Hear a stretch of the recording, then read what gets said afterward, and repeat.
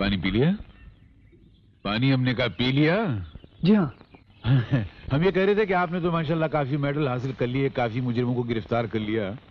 आज हमने भी 2 मुजरिम रंगे हाथों गिरफ्तार किए, तो उनका कुछ फैसला हो जाए। आपने? जी हाँ, इस नाचीज खाकसार मिर्जा लखनवी ने। कौन है वो लोग? एक तो हमारी साहिबजादी शहनाज हैं और दूसरे हैं बरखुरदार इंस्पेक्टर साहब दाऊद दुरानी उर्फ डीडी। तो क्या फैसला इनके बारे में?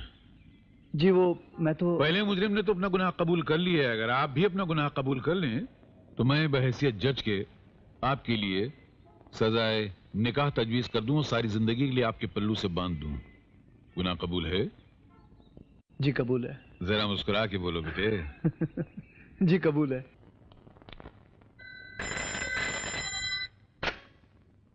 हेलो इंस्पेक्टर डीडी है। मालूम मुझे, और ये भी मालूम है कि तुम कितना बड़ा बड़ा काम किया। तुमने शादी भी बना लिया और आप एक छोकरे का बाप भी बन गया। इसलिए हम सोचा जी तुमको एक गिफ्ट जरूर देना। क्या बोलता है उसको जी, वो तोहफा। तोहफा देने से पहले अगर आप अपना नाम बता दे तो मुझे ज्यादा खुशी होगी। वो भी होना जी। अभी का अभी तुम लाल दरवाजा में आना जी। उधर तुमको तोहफा भी मिल जाएगा और हमारा नाम पता भी। नहीं तो तुमको पछताने का चांस भी नहीं मिलेगा। बट अकेला और नियत्ता आना जी। हम तुम्हारा वेट करेंगे। Hello hello hello hello hello hello.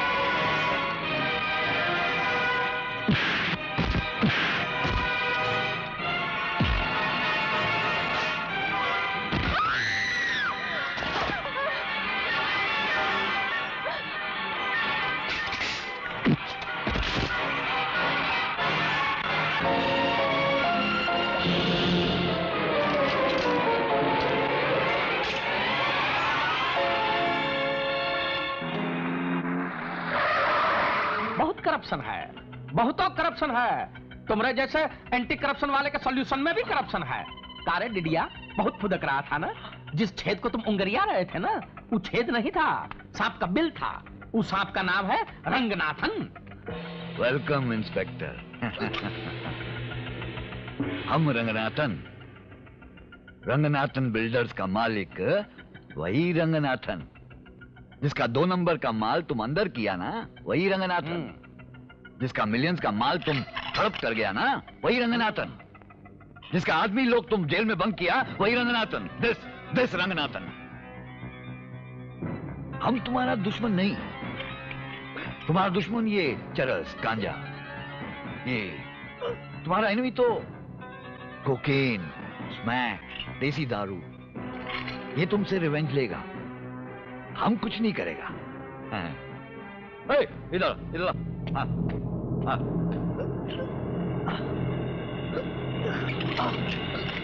ये तुम्हारे पेट के जंक्शन में जाके ऐसा करप्शन फैलाएगा कि सारे फंक्शन को रियलाइजेशन हो जाएगा कि ये रंगनाथन एक ऐसा सांप जी, उसका कांटा पानी नहीं मांगता।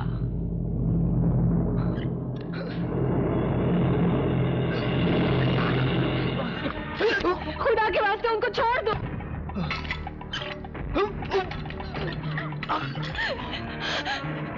रहम करो।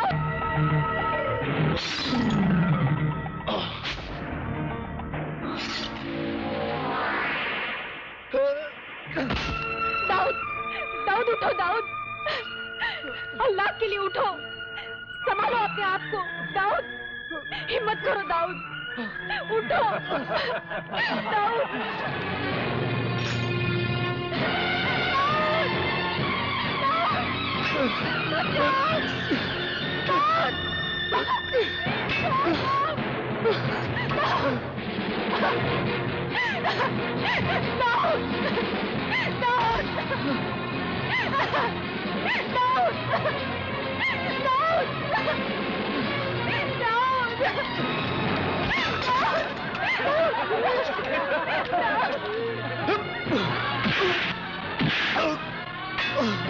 आजा आजा मार, आजा आजा मार, आजा आजा मार, आजा आजा मार, मार।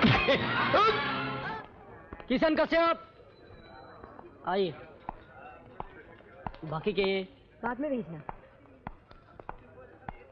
अच्छा ये फाइल ठीक है, मैं इसको ठीक है देख लेता हूँ।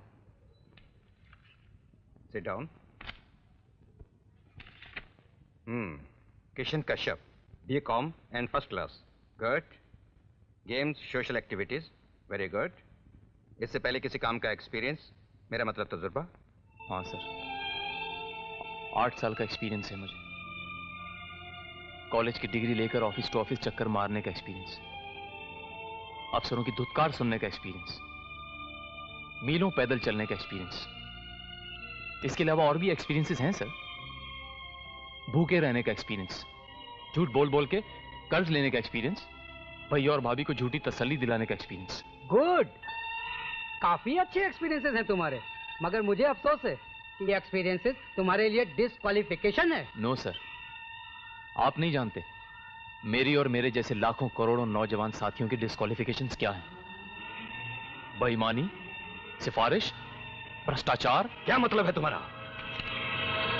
मतलब ये कि आपको रिश्वत देने के लिए मेरे पास हराम की कमाई नहीं है, किसी हरामखोर नेता की सिफारिश भी नहीं है। अगर हमारे पास है तो वो है ईमानदारी, मेहनत और खुददारी, जो आपके किसी काम की नहीं। ठीक है, जब हमें तुम्हारी जरूरत होगी बुला लेंगे। Now you get out. No sir, हम अपना फर्ज तो पूरा करके ही जाएंगे और ये साबित करके जाएंगे कि आप लोगों को हमारी जरूरत है। जरूरत है, जरूरत है, जरूरत है। बेईमानी में डूबे हुए इन बई खातों को बर्बाद करने की जरूरत है। जरूरत है हरामखोरी और रिश्वतखोरी में जल्दी आओ। ऐसा नहीं करता, मेरे को नौकरी देकर छोड़ूंगा नहीं तेरे को मैं। साले खड़े खड़े तमाशा को देख रहे हो तुम लोग? सबके सब साले तमाशा बन जाओगे एक दिन। नौकरी किसी को मिलने वाली नहीं, सब साले बेईमान हैं। तोड़ दो इनको।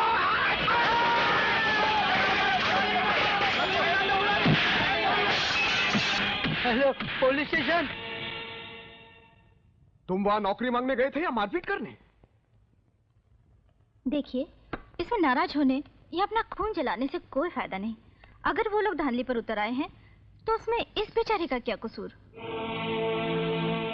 हाँ, कसूर तो मेरा ही है। बचपन से इसे पाल पोस कर बड़ा किया, मेरा ही कसूर है। इसे पढ़ाया लिखाया, काबिल बनाया, कसूर तो मेरा ही है। 8 साल तक इसे मनपसंद नौकरी नहीं मिली, ये भी मेरा ही कसूर है। और जब नौकरी मिलती है तो झगड़ा करता है, मारपीट करता है, हवालात में बंद हो जाता है, ये भी मेरा ही कसूर है। और सबसे बड़ा कसूर तो यह है कि हर बार मैं इसे छुड़ा लाता हूं। जिंदगी का बोझ कम करने के बजाय गमों का बोझ भी लाद दिया है इसने मुझ पर। बस बहुत हो गया है, अब ये बोझ मुझसे नहीं उठाया जाता। मेरे कंधे कमजोर हो गए, टूट गया हूं मैं, टूट गया हूं मैं। सुनिए तो,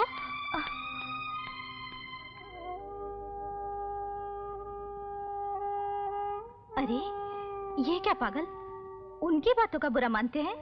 नहीं भाभी, अफसोस तो इस बात का है कि भैया भी मुझे नहीं समझते। समझते हैं, रहते हैं। आखिर तेरे बड़े भाई है किशन, तेरा दुख उनसे देखा नहीं जाता। उन्हें तो अपनी बेबसी पर गुस्सा आता है, इसलिए तुझ पर निकाल देते हैं।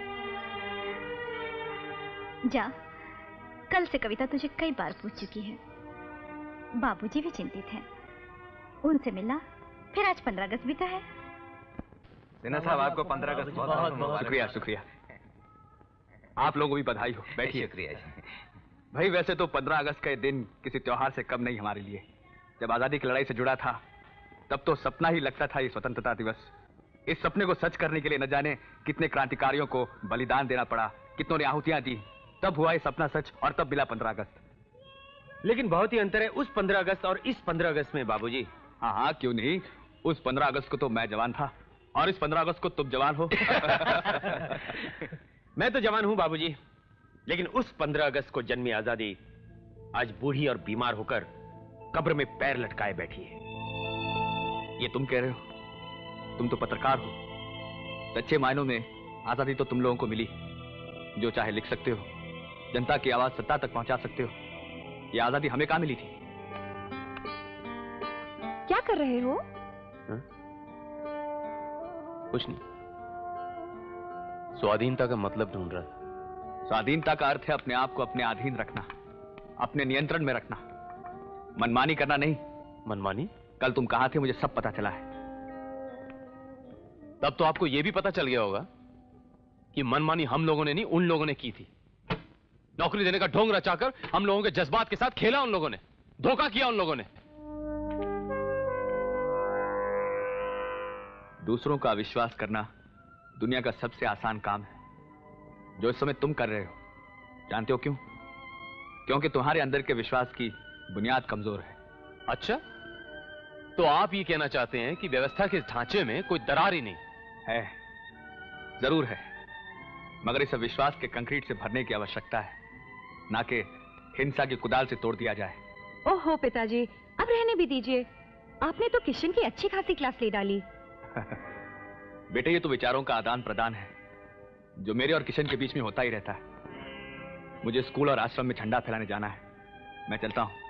और हाँ, तुम किशन को उसकी मनपसंद सब्जी खिलाकर ही भेजना, समझी?